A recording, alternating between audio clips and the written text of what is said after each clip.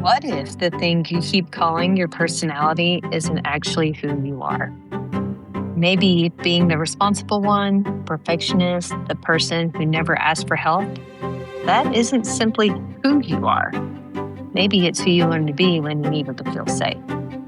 Today, we're using the yogic practice of svadhyaya, self-study, to recognize the voice that has been protecting you and decide whether it still gets a vote.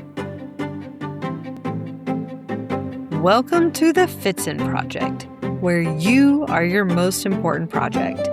This is the podcast for the high-functioning human who can manage a career, a family, a color-coded calendar, and everyone else's emotional emergencies. But somehow, you ended up riding shotgun in your own damn life. Your life may look perfectly fine from the outside, maybe even successful. But if you've ever thought, wait, is this what I actually want? Or am I just incredibly good at handling what landed on my plate? Then you're in the right place. Around here, we use honest conversations, yoga, and project management strategy to help you get out of autopilot, own your shit, and make courageous choices before another 5 years disappear into your to-do list. Because alignment is the new hustle, and you, my friend, are your most important project. So this week, Christopher Wesley introduced us to survival scripts, okay? Like the voices and behaviors we developed to feel safe, accepted, noticed, or in control, okay?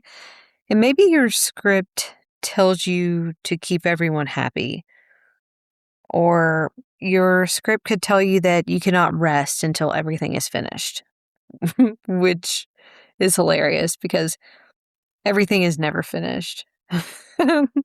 And maybe it also tells you to over-prepare or stay quiet, prove yourself, handle everything alone, right? And when you've listened to one of these voices long enough, it stops sounding like a script and it starts sounding like your personality, right?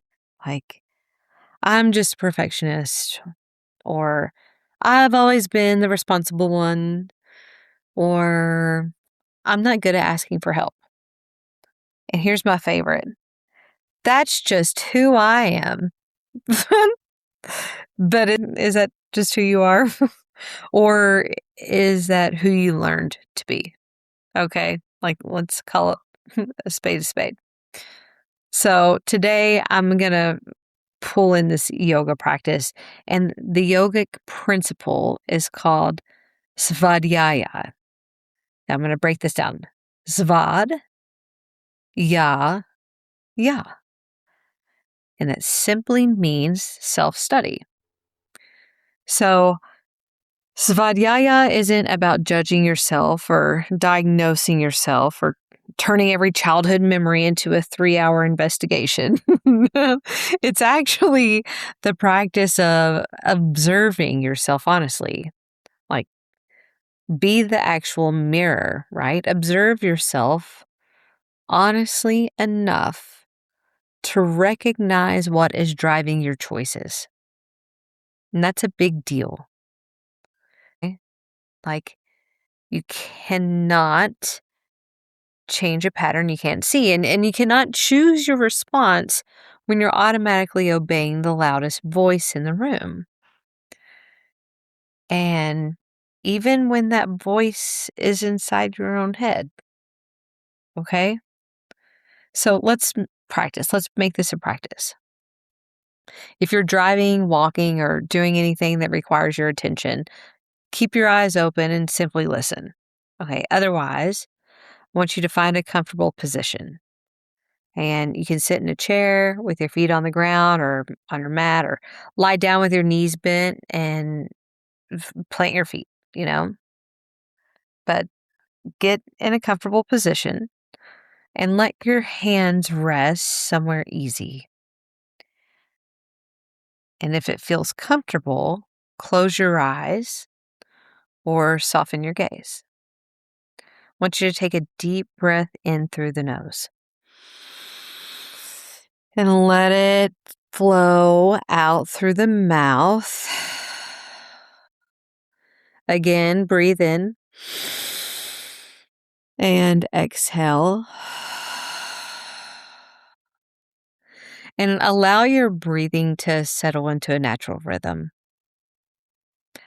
So there's nothing to fix right now. There's nothing to perform.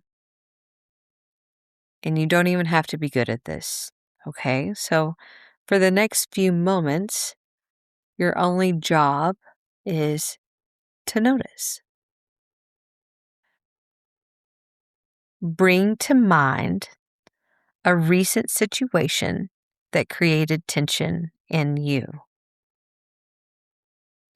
Okay, for example, maybe someone asked you for something when you were already depleted.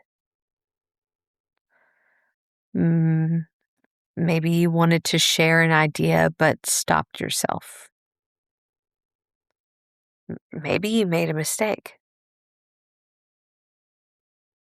Maybe you considered making a change and immediately started listing every reason it wouldn't work. Like, don't choose the most painful moment of your life. Choose something small, small enough to observe without becoming overwhelmed. So picture that moment and picture what happened. And what did the voice inside you say? For example, maybe it said, don't disappoint them, don't mess this up. Or they're going to judge you. Or you don't have enough experience. Or you can rest later. Like, I want you to notice the exact language if you can.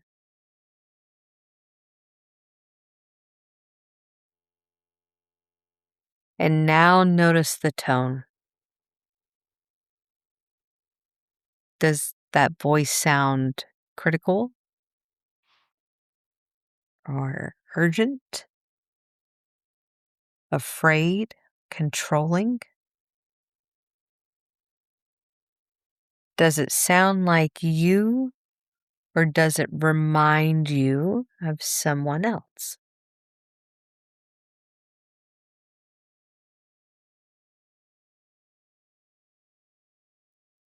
Without trying to make the voice disappear, I need you to ask.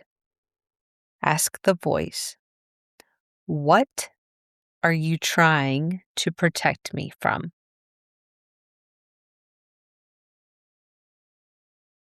Rejection, embarrassment, failure, conflict, being misunderstood?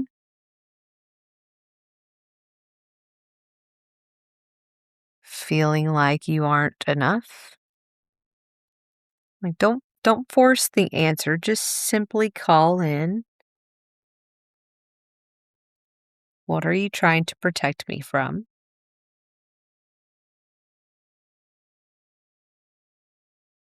And this is what Christopher calls breath space.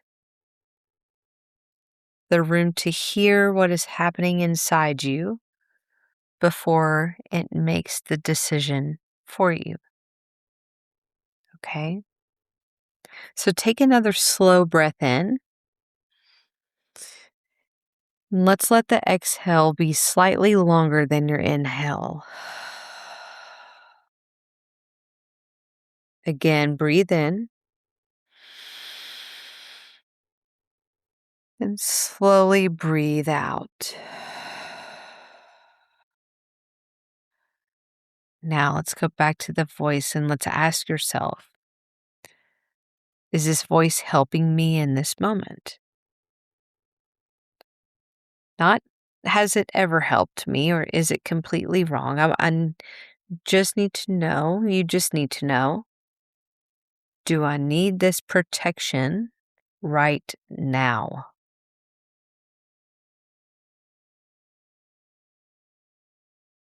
And if the answer is no, you can place a hand on your heart and silently say or say out loud in a whisper, thank you for trying to protect me, but you're off shift now. I don't need you to make this decision.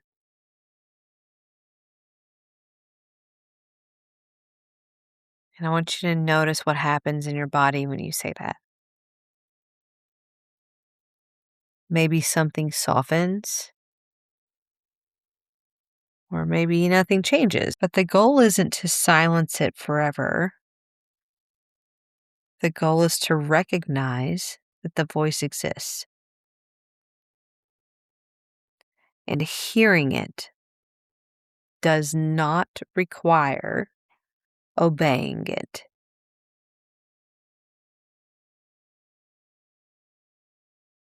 Let's ask one final question, okay? If I didn't need to protect myself in the old way, what would I choose now?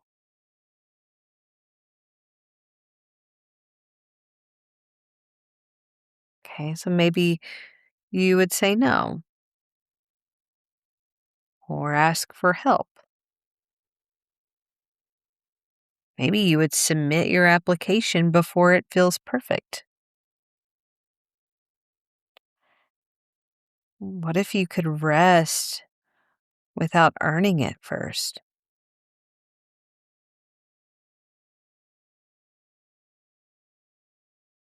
Or maybe you would finally admit that you don't want what you've been working so hard to maintain.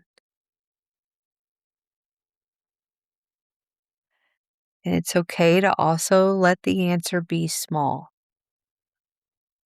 because you don't have to blow up your life or reinvent your entire life. Okay. But what we're doing is svadhyaya. You're just simply noticing where your choice becomes available. Okay. So take one more breath in and slowly exhale and begin to notice the space around you. Okay. And if your eyes were closed, you can gently blink them back open. And this is the practice of svadhyaya, where we aren't fixing ourselves or shaming a pattern. We're not even pretending that the voice was never useful because it was. But what we are doing in this practice, we're learning to recognize the difference between who you are and what once protected you.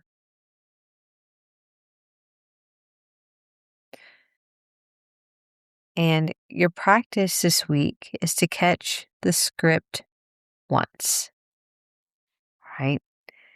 And when you feel yourself automatically pleasing, proving, perfecting, or controlling, whatever it is, over functioning, high functioning overachievers, just pause and ask, what is this trying to protect me from? And do I need that protection right now? And what would I choose if this voice didn't get the final vote? And that pause, that's where your self leadership begins. So, in the next FitZen Mini, I'm going to take this episode with Christopher Wesley one step deeper. And taking what we've noticed here, run it through project management process. Okay, so this is all new. I'm newly creating this, but this is what it means to be in the FitZen project. Okay, we're going to create an identity change request to decide what stays, what needs to change, and what is officially ready to be released. Because awareness matters. And eventually we have to manage that change, right? But until then, I need you to remember, you are your most important project.